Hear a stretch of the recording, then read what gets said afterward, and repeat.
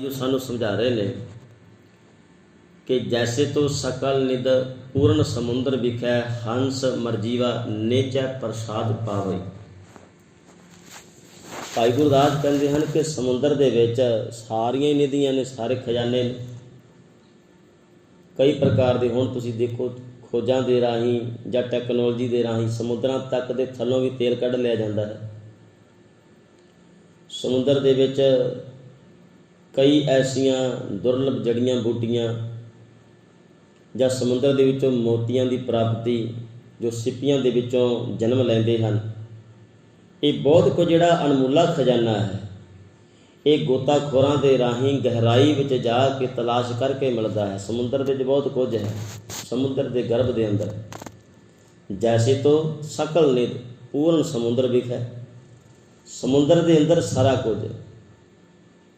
पर पातशाह कहते हैं कि हंस मरजीवा निचै प्रसाद पावे। पर होवे कोई मरजीवड़ा, कोई होवे इहो जिहा हंस, कोई होवे इहो जिहा हिम्मत वाला जिहड़ा इन्नी गहराई तक जाण की गल सोचदा होवे। भगतां नूं परमात्मा के नाम रूपी जिहड़े समुद्र दे विच नाम दे मोती कढ के लियाने सन, उहदे वास्ते बहुत गहराई तक जाना पैना सी।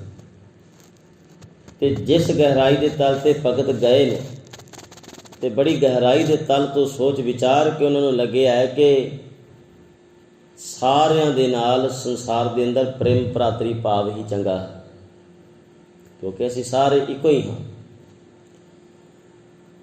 हुण इन्ना गहरा सोचण वाला कदे किसी नाल नफरत नहीं कर सकता। जिन्हां राजियां ने भगतां नूं दुख दिते, भगतां ने उन्हां राजियां वास्ते भी बुरा नहीं मंगिया, क्योंकि भाव ही नहीं है। उहो जिहा कदे मन दे च ख्याल ही नहीं आया, क्योंकि गहराई इन्नी ज़्यादा है सोचां दी। बाबा कबीर साहब जी ने एक थां ते आखिया बई एक चीज़ नूं जरूर मारना चाहिए, उहदे नाल प्यार का कोई संबंध कोई नहीं। हुण ओह कौन है जिन्होंने बाबा कबीर साहब जी भी कहते हैं भी बख्शा जे ना, इनू ना बख्शिया जे, बाकी सारियां दे नाल प्रेम भाव रखिए, पर इनू जड़ी अत दी साडी वैरण है, दुश्मन है, इनू जरूर चेत कर लिया जे, इनू जरूर मार लिया जे। हुण वो कौन है जिन्होंने बाबा कबीर जी भी नफरत करी जाते हैं। कोई भगत का सुभाव तो सारियां दे नाल प्रेम भरातरी का है, पर भगत भी किसी नाल नफरत कर सकता है। वो है कि बाबा कबीर साहब जी कहते हैं, कबीर सोई मारी है जिह मुँह सुख होए, भलो भलो सब को कहे बुरो न माने कोई। कबीर साहब कहते हैं कि इस हौमे नूं मार लेना चाहिए। कबीर सोई मारी है जिह मुँह सुख होए, जिहदे मरिया बंदे नूं अपने अंदर ही सुख मिलेगा। क्योंकि जिन्नी देर तक ये जिउंदी है ना, अंदर फड़फड़ाउंदी है, ये कुछ ना कुछ किसी न किसी के बाबत ये कहती भी तू गलत सोच, कोई ऊणा सोच, कोई अधूरा सोच, उहदे विचों कमियां कढ। गुरु कहते हैं जिस दिन ये शांत होएगी ना अंदर की भावना, ये जिहड़ी माड़ी भावना जिस दिन ये शांत होएगी, जदों इहनूं मार लिया, नप लिया, कबीर सोई मारी है जिह मुँह सुख होए, जिहदे मरिया सुख होना है, भलो भलो सब को कहे। जिन्हें अपनी होमे नूं मारिया है उन्होंने सारा समाज आखेगा भी बंदे ने होमे बहुत मार रखी है अपनी। भाई ये तो निरा गऊ है, निरा परमात्मा स्वरूप ही है, सारे ने भले आखना। एक तो होमे नूं मारिया, दूजा समाज ने भला आखिया। बाहरों किते मार कुटाई होवे तो समाज कहता भाई ये काम चंगा थोड़ी ना सी, बई तुसी एक दूजे नूं मार लिया, कुट लिया।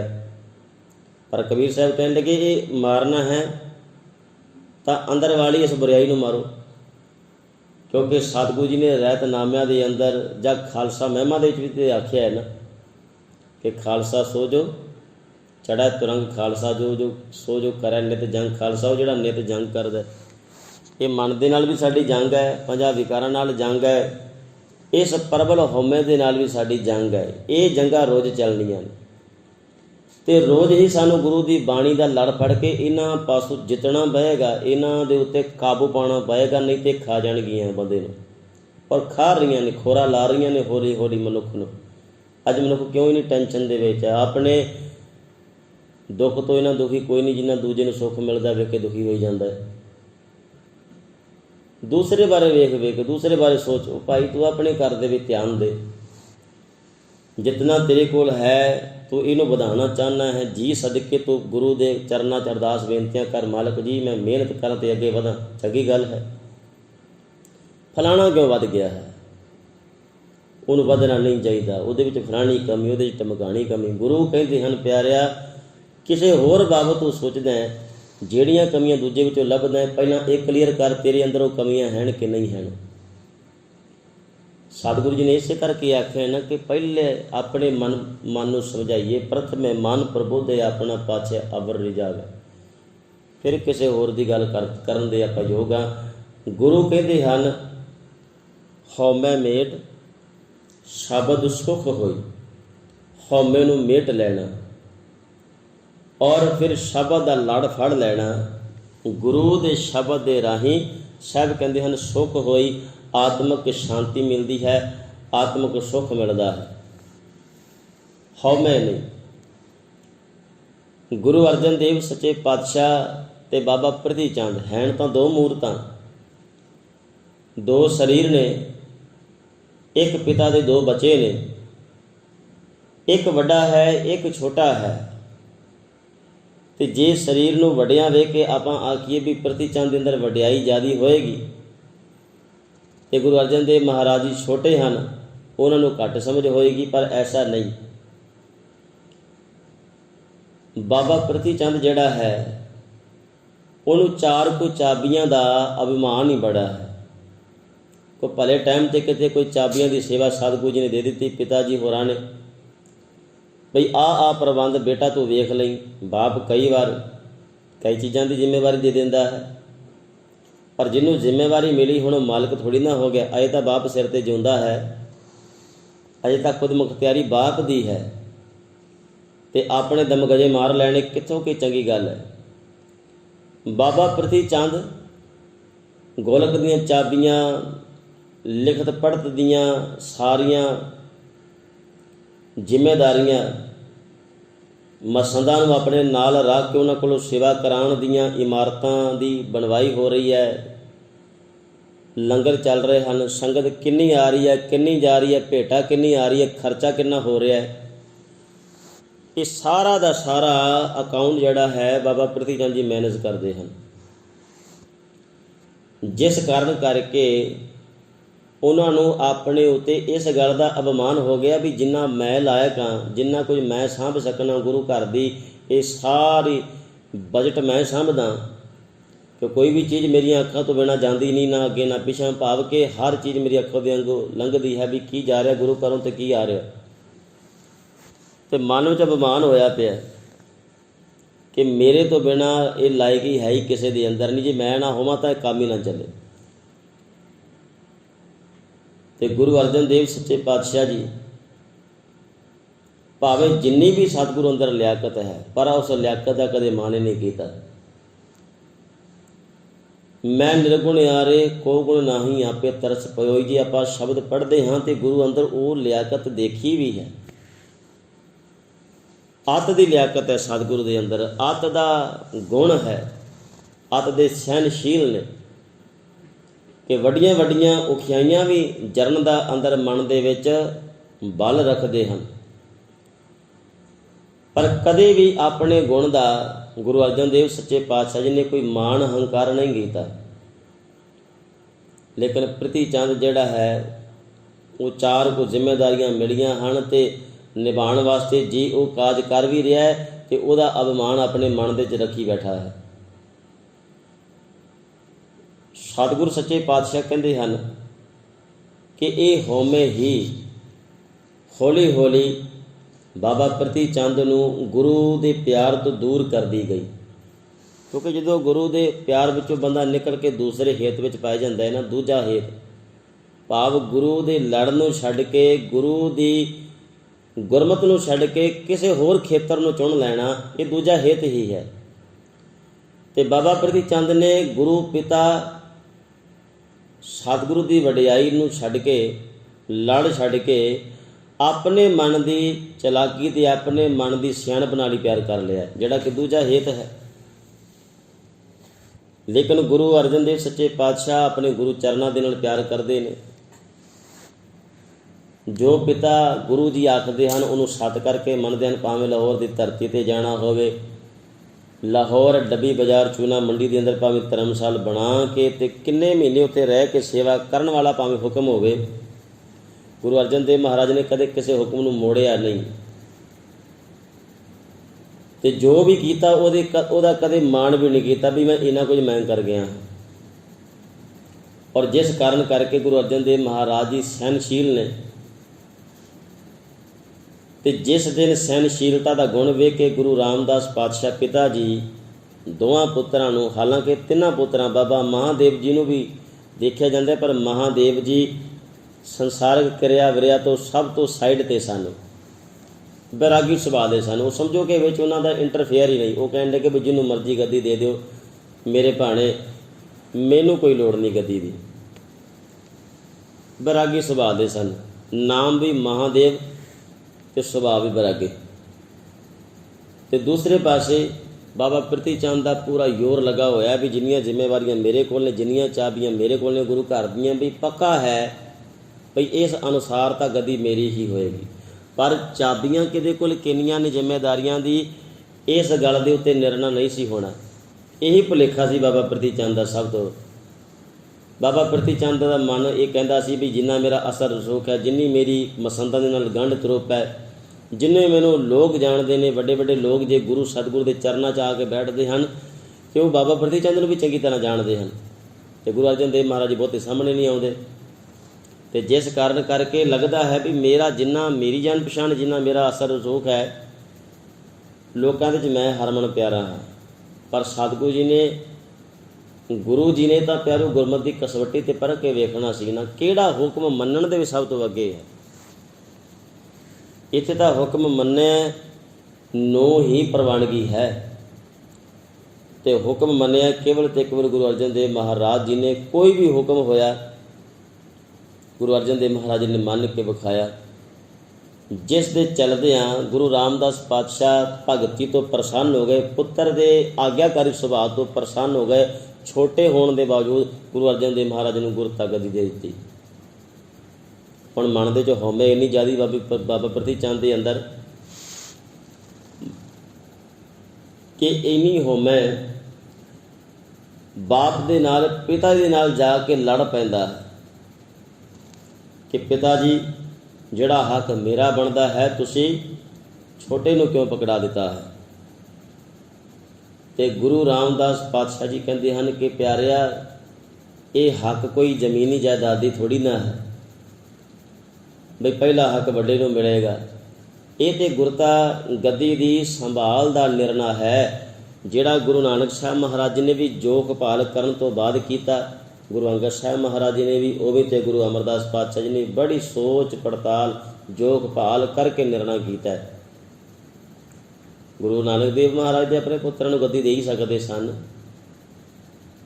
ਗੱਦੀ ਚੱਲ ਹੀ ਸਕਦੀ ਸੀ, ਪਰ ਸਤਿਗੁਰੂ ਜੀ ਦੇ ਵਿਚਾਰ ਆਪਣੇ ਪੁੱਤਰਾਂ ਨੂੰ ਗੱਦੀ ਦੇਣ ਬਾਰੇ ਨਹੀਂ ਸਨ, ਕਿਉਂਕਿ ਸਤਿਗੁਰੂ ਦੇ ਹੁਕਮ ਦੇ ਵਿੱਚ ਨਹੀਂ ਸਨ।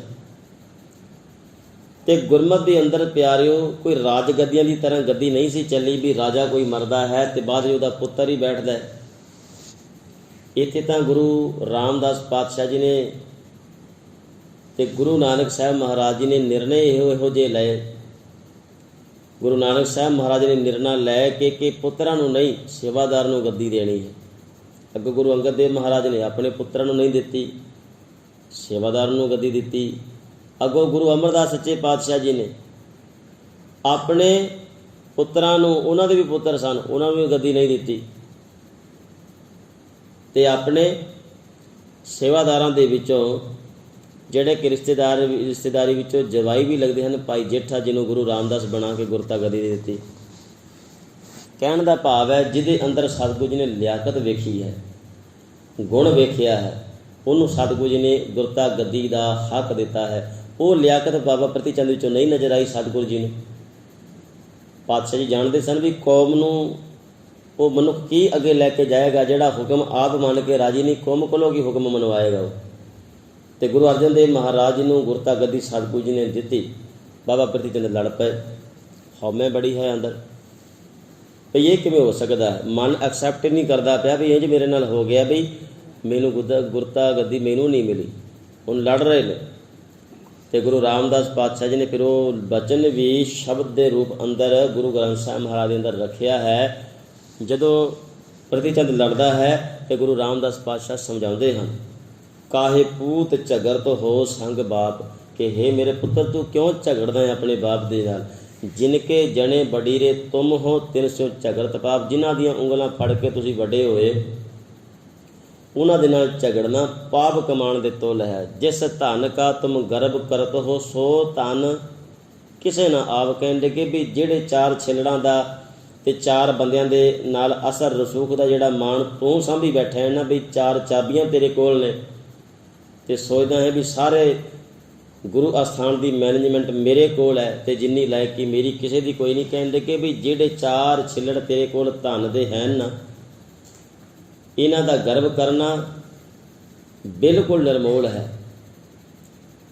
ਜਿਸ ਧਨ ਕਾ ਤੁਮ ਗਰਵ ਕਰਤ ਹੋ ਸੋ ਧਨ ਕਿਸੇ ਨਾ ਆਪ। ਇਹ ਤਾਂ ਕਿਸੇ ਦੇ ਨਾਲ ਕਦੇ ਸਦਾ ਦਾ ਸਾਥੀ ਨਹੀਂ ਬਣ ਸਕਿਆ। ਇਸ ਕਰਕੇ ਮੇਰੇ ਪੁੱਤਰ, ਜਿਹੜਾ ਨਿਰਣਾ ਗੁਰੂ ਕਰਦਾ ਹੈ ਨਾ, ਉਹਨੂੰ ਸੱਤ ਕਰਕੇ ਮੰਨੀਦਾ ਹੁੰਦਾ ਹੈ। ਭਰਾ ਵੀ ਤਾਂ ਤੇਰਾ ਆਪਣਾ ਹੀ ਹੈ, ਇਹਦੇ ਵਿੱਚ ਨਾਰਾਜ਼ਗੀ ਕਿਸ ਗੱਲ ਦੀ। ਪਰ ਨਹੀਂ, ਹਉਮੈ ਇੰਨੀ ਪ੍ਰਬਲ ਸੀ, ਨਾਰਾਜ਼ਗੀ ਬਾਬਾ ਪ੍ਰੀਤੀ ਚੰਦ ਦੀ ਅਖੀਰ ਤੱਕ ਨਹੀਂ ਮੁੱਕੀ, ਜਿੰਨੀ ਦੇਰ ਤੱਕ ਬਾਬਾ ਪ੍ਰੀਤੀ ਚੰਦ ਖੁਦ ਨਹੀਂ ਮੁੱਕ ਗਿਆ। ਅੱਗੋਂ ਆਪਣੇ ਮਿਹਰਬਾਨ ਪੁੱਤਰ ਨੂੰ ਵੀ ਤਿਆਰ ਕਰ ਗਿਆ, ਭਈ ਗੁਰੂ ਘਰ ਦੇ ਨਾਲ ਧਰੋਹ ਬਣਾ ਕੇ ਰੱਖੋ। ਕਿਹੋ ਜਿਹੀ ਸਿੱਖਿਆ ਦੇ ਗਿਆ ਆਪਣੇ ਪੁੱਤਰ ਨੂੰ ਵੀ। ਅੱਗੇ ਮਿਹਰਬਾਨ ਨੇ ਵੀ ਕੁਫਰ ਤੋਲਿਆ ਚੰਗਾ। ਅਤੇ ਸਤਿਗੁਰੂ ਸੱਚੇ ਪਾਤਸ਼ਾਹ ਗੁਰੂ ਅਰਜਨ ਦੇਵ ਸੱਚੇ ਪਾਤਸ਼ਾਹ ਜੀ ਨੇ ਗੁਰੂ ਹਰਗੋਬਿੰਦ ਸਾਹਿਬ ਮਹਾਰਾਜ ਆਪਣੇ ਪੁੱਤਰ ਨੂੰ ਸਮਝਾਇਆ ਕਿ ਸਾਰਿਆਂ ਦੀ ਸਹਾਇਤਾ ਕਰਨੀ ਹੈ, ਪ੍ਰੇਮ ਭਰਾਤਰੀ ਭਾਵ ਰੱਖਣਾ ਹੈ। ਇੱਕ ਪ੍ਰੀਤੀ ਚੰਦ ਹੈ, ਉਹ ਆਪਣੇ ਪੁੱਤਰ ਨੂੰ ਸਮਝਾਉਂਦਾ ਵੀ ਗੁਰੂ ਨਾਲ ਧਰੋਹ ਰੱਖਣਾ, ਅਤੇ ਗੁਰੂ ਅਰਜਨ ਦੇਵ ਮਹਾਰਾਜ ਆਪਣੇ ਪੁੱਤਰ ਨੂੰ ਸਮਝਾਉਂਦੇ ਨੇ ਗੁਰੂ ਹਰਗੋਬਿੰਦ ਸਾਹਿਬ ਮਹਾਰਾਜ ਜੀ ਨੂੰ ਕਿ ਸਾਰਿਆਂ ਦੇ ਨਾਲ ਪ੍ਰੇਮ ਭਾਵ ਰੱਖਣਾ ਹੈ। ਫਰਕ ਹੈ ਕਿੰਨਾ। ਅਤੇ ਸਤਿਗੁਰੂ ਦਾ ਨਿਰਣਾ ਬਿਲਕੁਲ ਠੀਕ ਸੀ। ਪਾਤਸ਼ਾਹ ਕਹਿੰਦੇ ਹਨ, ਜਿਸ ਨੇ ਹਉਮੈ ਨੂੰ ਮੇਟ ਕੇ ਸ਼ਬਦ ਦਾ ਲੜ ਫੜਿਆ ਹੈ ਉਹਨੂੰ ਆਤਮਿਕ ਸ਼ਾਂਤੀ ਹੈ। ਜਿਹਨੇ ਸ਼ਬਦ ਦਾ ਲੜ ਨਹੀਂ ਫੜਿਆ ਉਹ ਲੱਖਾਂ ਸਿਆਣਪਾਂ ਹੋਣ ਦੇ ਬਾਵਜੂਦ ਵੀ ਆਪਣੀ ਹਉਮੈ ਦੇ ਅੱਗ ਵਿੱਚ ਬਲਿਆ ਹੋਇਆ ਸੜਦਾ ਰਹਿੰਦਾ ਹੈ। ਪਾਤਸ਼ਾਹ ਕਹਿੰਦੇ ਹਨ, ਆਪ ਵਿਚਾਰੇ ਗਿਆਨੀ ਸੋਈ, ਜਿਹੜਾ ਆਪਣੇ ਆਪੇ ਦੀ ਵਿਚਾਰ ਕਰਦਾ, ਆਪਣੇ ਅੰਦਰ ਤੱਕਦਾ ਹੈ। ਸਤਿਗੁਰੂ ਜੀ ਨੇ ਬਾਣੀ ਦੇ ਵਿੱਚ ਬਾਰ-ਬਾਰ ਸਾਨੂੰ ਸਮਝਾਇਆ। ਜੋਗੀ ਗੁਰੂ ਨਾਨਕ ਸਾਹਿਬ ਮਹਾਰਾਜ ਨੂੰ ਪੁੱਛਦੇ ਨੇ, ਕਈ ਸਵਾਲ ਪੁੱਛਦੇ ਨੇ, ਸਤਿਗੁਰੂ ਜੀ ਇਹਦਾ ਸਾਨੂੰ ਗਿਆਨ ਦੇ ਦਿਓ, ਸਤਿਗੁਰੂ ਜੀ ਇਹਦਾ ਸਾਨੂੰ ਗਿਆਨ ਦੇ ਦਿਓ। ਗੁਰੂ ਪਾਤਸ਼ਾਹ ਜੀ ਵੀ ਕਈ ਸਵਾਲਾਂ ਦੇ ਸਤਿਗੁਰੂ ਜੀ ਉੱਤਰ ਦਿੰਦੇ ਨੇ। ਪਰ ਜਦੋਂ ਜੋਗੀ ਸਤਿਗੁਰੂ ਜੀ ਨੂੰ ਕਦੇ ਮਨ ਬਾਰੇ ਕਦੇ ਤਨ ਬਾਰੇ ਜਦੋਂ ਸਵਾਲ ਕਰਦੇ ਨੇ ਨਾ, ਸਤਿਗੁਰੂ ਕਹਿੰਦੇ ਨੇ, ਪਿਆਰਿਓ ਜਿੰਨੇ ਸਵਾਲ ਤੁਸੀਂ ਮੈਨੂੰ ਪੁੱਛ ਰਹੇ ਹੋ, ਇੰਨੇ ਸਾਲਾਂ ਦੀ ਤੁਹਾਡੀ ਤਪੱਸਿਆ, ਇੰਨੇ ਸਾਲਾਂ ਦੇ ਤੁਸੀਂ ਚੜ੍ਹੇ ਹੋਏ ਹੋ ਪਹਾੜਾਂ ਦੇ ਉੱਤੇ, ਅਤੇ ਇੰਨੀ ਤੁਸੀਂ ਸੰਗਤ ਸਾਧੂ ਸੰਤਾਂ ਮਹਾਤਮਾ ਦੀ ਹੁਣ ਤੱਕ ਕਰ ਚੁੱਕੇ ਹੋ। ਅਸੀਂ ਤਾਂ ਨਿਕਲੇ ਅਜੇ ਹੁਣੇ ਘਰੋਂ ਆਪਣੇ, ਅਤੇ ਤੁਹਾਨੂੰ ਤਾਂ ਸਗੋਂ ਮੇਰੇ ਨਾਲੋਂ ਵੱਧ ਸਵਾਲਾਂ ਦੇ ਉੱਤਰ ਆਉਣੇ ਚਾਹੀਦੇ ਨੇ। ਆਪੇ ਸਮਝੈ आपे आखे आपे समझाए तिस क्या उत्तर दीजै, साच कहो तुम पारग्रामी तुझ क्या बैसन दीजै।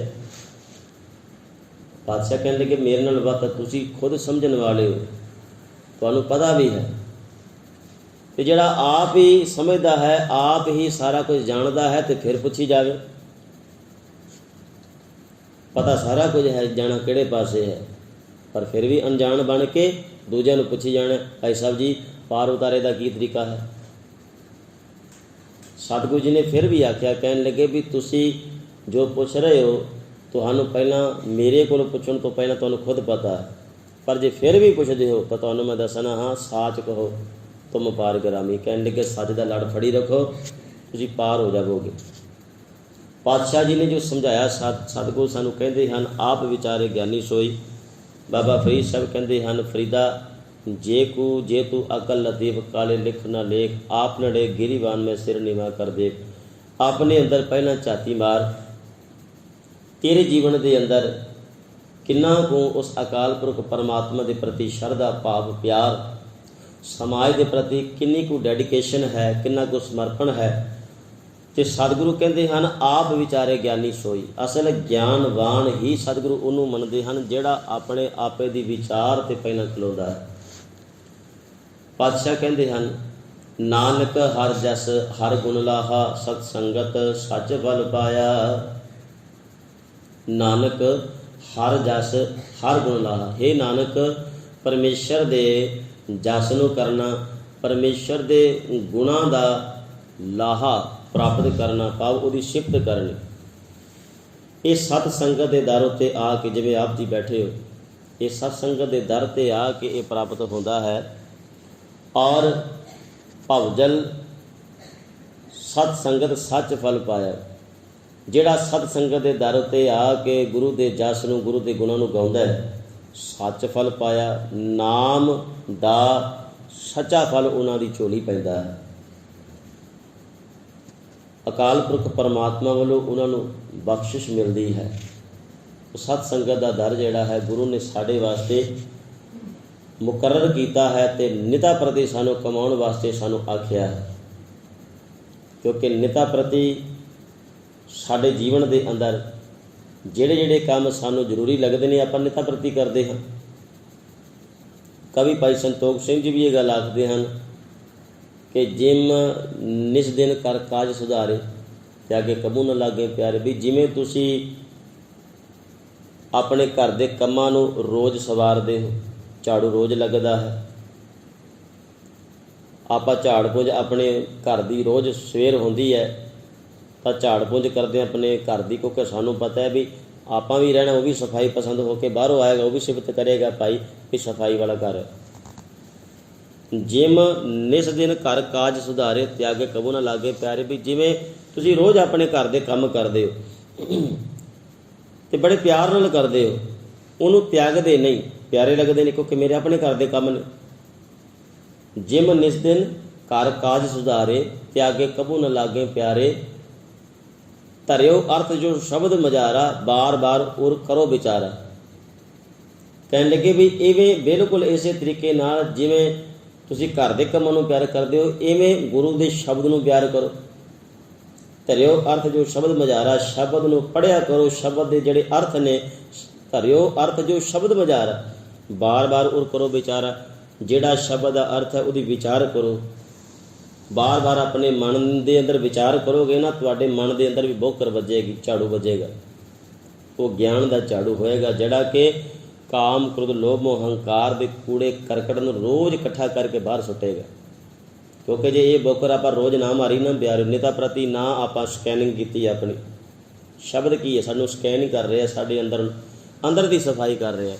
एक बाहर दी सफाइयां आप रोज़ नहा धो के असीं अपने आप को साफ कर लैने, पर अंदर किहड़ा डिटर्जेंट जाएगा? अंदर नूं की ऐसी है जिहड़ा कोई साफ करेगा? गुरु कहते हैं ना, भरिया मत पापा के संग। हुण बाहर की सफाई तो हो गई, लेकिन मत दे अंदर की सफाई कौन करेगा? भरिया मत जिहड़ी पापां दे नाल भरी पई है, भरिया मत पापा के संग वो धुप है। ना मैं कह रहा तो नाम दे नाल ही धुपनी है। तो नाम की है साडे वास्ते? गुरु दा शब्द। शब्द नूं विचारना, बार बार विचार करनी। जो बार बार शब्द बारे सोचांगे भी सतगुरु जी इस पंक्ति नूं इंज कह रहे ने, मेरा जीवन ये मुतालिया अजे है नहीं है, मन सारा दसी जाता है, नालों नाल दसी जाता है भी तू अजे इस शब्द दे अजे लायक नहीं होया। भाव जिहड़ी पंक्ति सतगुरु तेनों कमाण वास्ते कह रहे अजे तेरे पल्ले है नहीं, तो जो है पल्ले उत्थे खुशी भी होंदी भी हाँ ये सतगुरु जी ने आखे ये मैं कर लेना हुन्ना। मैं मुतालिया करना, रोज़ करना अपना मुतालिया, रोज़ अपनी स्टडी करनी, कंपैरेटिव तुलनात्मक अध्ययन करना है, ताकि पता लगता रहे मेरा म्यार की है। तो जिस कारण करके शब्द के नाल रल रल के, शब्द के नाल तुर के अपने जीवन का पता लगता है कि मैं सज्जे खब्बे ते नहीं, मैं गुरु वाले पासे तुरया जा रहा ना। मेरा जीवन जिहड़ा है गुरु की खुशी लैण वाले पासे तुरया जा रहा है। इस शब्द के राही ही समझ आता है। तरियो अर्थ जो शब्द बजारा, बार बार और करो विचारा। बस रोज़ निता प्रति शब्द के लड़ लगिए और गुरु सतगुरु के दर ते बैठ के गुरु के गुणां नूं प्यार करिए। तो सतगुरु जी जिस ਹਉਮੈ ਨੂੰ ਸ਼ੁਰੂ ਤੋਂ ਪਾਤਸ਼ਾਹ ਕਹਿੰਦੇ ਹਨ ਨਾ, ਜਿੱਥੋਂ ਸ਼ਬਦ ਦੀ ਸ਼ੁਰੂਆਤ ਹੋਈ ਹੈ, ਜਿੱਥੋਂ ਸਤਿਗੁਰੂ ਜੀ ਨੇ ਪੰਕਤੀ ਸ਼ੁਰੂ ਕੀਤੀ ਹੈ, ਹਉਮੈ ਮੇਟ ਸ਼ਬਦ ਜੁਗ ਹੋਈ। ਗੁਰੂ ਕਹਿੰਦੇ ਹਨ ਪਿਆਰਿਓ, ਇਹਨੂੰ ਆਪਣੇ ਜੀਵਨ ਤੋਂ ਕਿਨਾਰੇ ਹੀ ਰੱਖਿਓ, ਕਿਉਂਕਿ ਤੰਗ ਕਰਦੀ ਬਹੁਤ, ਔਰ ਇਹ ਤੇ ਰੋਗ ਬਹੁਤ ਲੰਬਾ ਰੋਗ ਹੈ। ਇਹ ਪਿਆਰਾ ਬੜਾ ਲੱਗਦਾ ਹੈ, ਰੋਗ ਕਦੇ ਕਿਸੇ ਵਾਸਤੇ ਪਿਆਰਾ ਨਹੀਂ ਹੁੰਦਾ। ਰੋਗ ਤਾਂ ਛੋਟਾ ਜਿਹਾ ਵੀ ਲੱਗ ਜਾਏ ਪਿਆਰਿਓ, ਸਿਰ ਦਰਦ ਹੋ ਜਾਏ, ਪੇਟ ਦਰਦ ਹੋ ਜਾਏ, ਬੰਦੇ ਦੀਆਂ ਹਾਲ ਦਵਾਈਆਂ ਹੋ ਜਾਂਦੀਆਂ ਨੇ। ਅਤੇ ਜੇ ਲੰਬਾ ਰੋਗ ਲੱਗ ਜਾਏ, ਜਿਹਨੂੰ ਅਸਾਧ ਰੋਗ ਬਾਣੀ ਦੇ ਅੰਦਰ ਆਖਿਆ ਹੈ, ਅਸਾਧ ਜਿਹੜਾ ਸਾਧੇ ਹੀ ਨਹੀਂ ਜਾ ਰਿਹਾ, ਬਹੁਤ ਲੰਬਾ ਹੈ। ਜਿਵੇਂ ਬਾਹਰ ਮੈਡੀਕਲ ਲਾਈਨ ਦੇ ਅੰਦਰ ਬਹੁਤ ਭਿਆਨਕ ਰੋਗ ਨੇ, ਇੱਕ ਵਾਰ ਬੰਦੇ ਨੂੰ ਲੱਗ ਜਾਣ ਅਤੇ ਇਲਾਜ ਹੋ ਗਿਆ ਬੰਦੇ ਦਾ ਜੀਵਨ। ਜਿੰਨਾ ਮਰਜ਼ੀ ਬਸ ਦਵਾਈਆਂ ਨਾਲ ਦੱਬੀ ਜਾਏਗਾ, ਪਰ ਮੁੱਕਣਾ ਕੋਈ ਨਹੀਂ। ਸ਼ੂਗਰ ਹੈ, ਇੱਕ ਵਾਰ ਬੰਦੇ ਨੂੰ ਹੋ ਜਾਏ ਜੀਵਨ ਦੇ ਅੰਦਰ, ਮੁੱਕਣੀ ਕੋਈ ਨਹੀਂ ਪਿਆਰਿਓ। ਉਹਨੂੰ ਤੁਸੀਂ ਕੰਟਰੋਲ ਭਾਵੇਂ ਕੀਤੀ ਚੱਲੋ, ਪਰ ਇੱਕ ਦਿਨ ਕਦੇ ਨਾ ਕਦੇ ਜਦੋਂ ਲੈਵਲ ਵੱਧਦਾ ਹੈ ਨਾ ਉਹਦਾ, ਤਾਂ ਫਿਰ ਬੰਦਾ ਤੰਗ ਹੁੰਦਾ। ਸਭ ਕਹਿਣ ਲੱਗੇ ਹਉਮੈ ਵੀ ਇਹੋ ਜਿਹਾ ਰੋਗ ਹੈ, ਇੱਕ ਵਾਰ ਤੁਹਾਡੇ ਜੀਵਨ ਦੇ ਅੰਦਰ ਹੋ ਗਿਆ ਸ਼ੁਰੂ, ਤੁਹਾਨੂੰ ਪਤਾ ਵੀ ਨਹੀਂ ਲੱਗਣਾ ਵੀ ਅਸੀਂ ਰੋਗੀ ਹੋ ਗਏ। ਹਉਮੈ ਦੀਰਘ ਰੋਗ ਹੈ, ਦੀਰਘ ਲੰਬਾ ਰੋਗ ਹੈ, ਬਹੁਤ ਲੰਬਾ ਰੋਗ ਹੈ। ਅਤੇ ਜੇ ਕਿਸੇ ਨੂੰ ਲੰਬਾ ਰੋਗ ਲੱਗ ਜਾਏ ਨਾ, ਬੰਦਾ ਰੋਂਦਾ ਕਰਲਾਉਂਦਾ ਵੀ ਮੈਨੂੰ ਰੋਗ ਲੱਗਿਆ ਕਿਉਂ ਮੈਨੂੰ। ਪਰ ਹਉਮੈ ਦੇ ਜਿਹਨੂੰ ਰੋਗ ਲੱਗ ਜਾਣ, ਉਹ ਬੰਦਾ ਕਹਿੰਦਾ ਵੀ ਮੈਂ ਸਭ ਤੋਂ ਸਿਆਣਾ ਮੈਂ ਹਾਂ। ਇਹ ਰੋਗ ਹੀ ਬੜਾ ਪਿਆਰਾ ਹੈ ਤਾਂ, ਕਿਉਂਕਿ ਰਸ ਦਿੰਦਾ ਹੈ ਰੋਗ।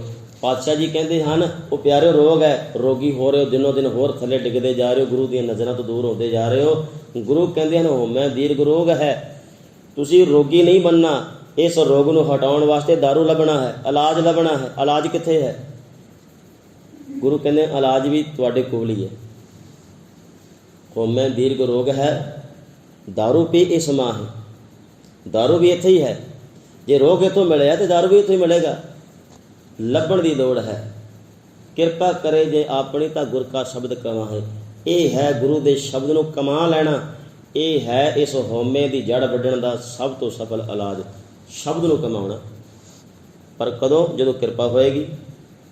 ਹੁਣ ਇਹ ਕਿਰਪਾ ਦਾ ਇੰਤਜ਼ਾਰ ਕਰਕੇ ਬੈਠੇ ਨਹੀਂ ਰਹਿਣਾ ਆਪਾਂ ਘਰਾਂ ਦੇ ਅੰਦਰ ਵੀ ਕਿਰਪਾ ਹੋਏਗੀ ਤੇ ਗੁਰਦੁਆਰੇ ਜਾਵਾਂਗਾ, ਕਿਰਪਾ ਹੋਏਗੀ ਤੇ ਅੰਮ੍ਰਿਤ ਛਕਾਂਗਾ। ਨਹੀਂ ਪਿਆਰਿਓ, ਕਿਰਪਾ ਲੈਣ ਵਾਸਤੇ ਆਪ ਤੁਰਨਾ ਹੈ ਆਪਾਂ। ਪਿਆਸੇ ਨੂੰ ਖੂਹ ਦੀ ਲੋੜ ਹੈ, ਖੂਹ ਨੂੰ ਪਿਆਸੇ ਕੋਲ ਚੱਲ ਕੇ ਨਹੀਂ ਆਉਣਾ, ਸਾਨੂੰ ਚੱਲ ਕੇ ਗੁਰੂ ਤੱਕ ਜਾਣਾ ਹੈ। तो ਕਿਰਪਾ ਅਸੀਂ ਲੈਣੀ ਹੈ, ਥੋੜ੍ਹੇ ਅਸੀਂ ਪਏ ਹਾਂ, ਗੁਰੂ ਥੋੜ੍ਹੇ ਨਾ ਥੋੜ੍ਹਿਆ ਹੋਇਆ ਸਾਡੇ ਤੋਂ। ਕਿਰਪਾ ਕਰੇ ਜੇ ਆਪਣੀ ਤਾਂ ਗੁਰ ਕਾ ਸ਼ਬਦ ਕਮਾਹੇ, ਨਾਨਕ ਕਹੈ ਸੁਣੋ ਜਣੋ ਇਤ ਸੰਜਮ ਦੁੱਖ ਜਾਹੇ। ਅਤੇ ਸਤਿਗੁਰੂ ਗੁਰੂ ਨਾਨਕ ਪਾਤਸ਼ਾਹ ਕਹਿਣ ਲੱਗੇ ਵੀ ਹੇ ਸੰਤ ਜਨੋ ਸੁਣੋ, ਜੇ ਆਹ ਸੰਜਮ ਆਹ ਪਰਹੇਜ਼ ਸ਼ਬਦ ਦੀ ਕਮਾਈ ਕਰੋਗੇ, ਸ਼ਬਦ ਦੇ ਵਿੱਚ ਦੱਸੇ ਹੋਏ ਇੰਸਟਰਕਸ਼ਨ ਜਿਹੜੇ ਸਤਿਗੁਰੂ ਦੇ ਵੱਲੋਂ ਹਨ ਬਈ ਆਹ ਕਰਨਾ ਆਹ ਨਹੀਂ ਕਰਨਾ, ਜਦੋਂ ਸਮਝ ਜਾਓਗੇ ਨਾ ਇਹ ਤਾਂ ਸੰਜਮ, ਜਦੋਂ ਸ਼ਬਦ ਵਿੱਚ ਰਹਿ ਕੇ ਪਰਹੇਜ਼ ਵੀ ਪਤਾ ਲੱਗ ਜਾਏਗਾ ਅਤੇ ਸ਼ਬਦ 'ਚ ਅੱਗੇ ਵਧਣ ਦੀ ਦਾਤ ਵੀ ਮਿਲ ਜਾਏਗੀ। ਪਾਤਸ਼ਾਹ ਕਹਿਣ ਲੱਗੇ ਇਹ ਤਾਂ ਸੰਜਮ ਦੁੱਖ ਜਾਹੇ, ਦਾਇਰੇ ਵਿੱਚ ਰਹਿ ਕੇ ਹਉਮੈ ਵਰਗੇ ਦੁੱਖ ਖਤਮ ਹੋ ਜਾਣਗੇ, ਵਿਕਾਰਾਂ ਦੀ ਸਮਾਈ ਹੋ ਜਾਏਗੀ, ਖਤਮ ਹੋ ਜਾਏਗਾ, ਅੰਦਰੋਂ ਆਤਮਿਕ ਸ਼ਾਂਤੀ ਲੱਭ ਪਏਗੀ। ਗੁਰੂ ਕਿਰਪਾ ਕਰਨ, ਸਤਿਗੁਰੂ ਜੀ ਸਾਨੂੰ ਆਪਣੇ ਦਰੋਂ ਕਰੋਂ ਬਖਸ਼ਿਸ਼ ਕਰਨ, ਸਾਧ ਜੀਵਨ ਸਾਨੂੰ ਬਖਸ਼ਿਸ਼ ਕਰਨ, ਤਾਂ ਕਿ ਹੁਣ ਸਾਡੇ ਲੋਕ ਸੁਖੀ ਪਰ ਲੋਕ ਸਵੇਲੇ ਨਾਲ ਖਰ ਪਵਾਪੇ ਮਿਲੇ। ਇਹਦੀਆਂ ਬੇਨਤੀਆਂ ਪ੍ਰਵਾਨ ਕਰ ਲੈਣੀਆਂ ਜੀ। ਵਾਹਿਗੁਰੂ ਜੀ ਕਾ ਖਾਲਸਾ, ਵਾਹਿਗੁਰੂ ਜੀ ਕੀ ਫਤਿਹ। ਰਾਮ ਕਲੀ ਮਹੱਲਾ ਤੀਜਾ। ਆਨੰਦ ਏਕ ਓੰਕਾਰ ਸਤਿਗੁਰ ਪ੍ਰਸਾਦ ਆਨੰਦ ਭਇਆ ਮੇਰੀ ਮਾਏ, ਸਤਿਗੁਰੂ ਮੈਂ ਪਾਇਆ ਸਤਿਗੁਰ ਤਾਂ ਪਾਇਆ ਸਹਿ ਸੇਤੀ ਮਨ ਵਜੀਆ, ਵਧਾਈਆ ਰਾਗ ਰਤਨ ਪਰਿਵਾਰ ਪਰਿਆ, ਸ਼ਬਦ ਗਾਵਣ ਆਈਆ ਸ਼ਬਦ ਉਤਾ ਗਾਵੋ ਹਰੀ ਕੇਰਾ, ਮਨ ਜਨੀ ਵਸਾਇਆ, ਕਹਿ ਨਾਨਕ ਆਨੰਦ ਹੋਆ ਸਤਿਗੁਰੂ ਮੈਂ ਪਾਇਆ।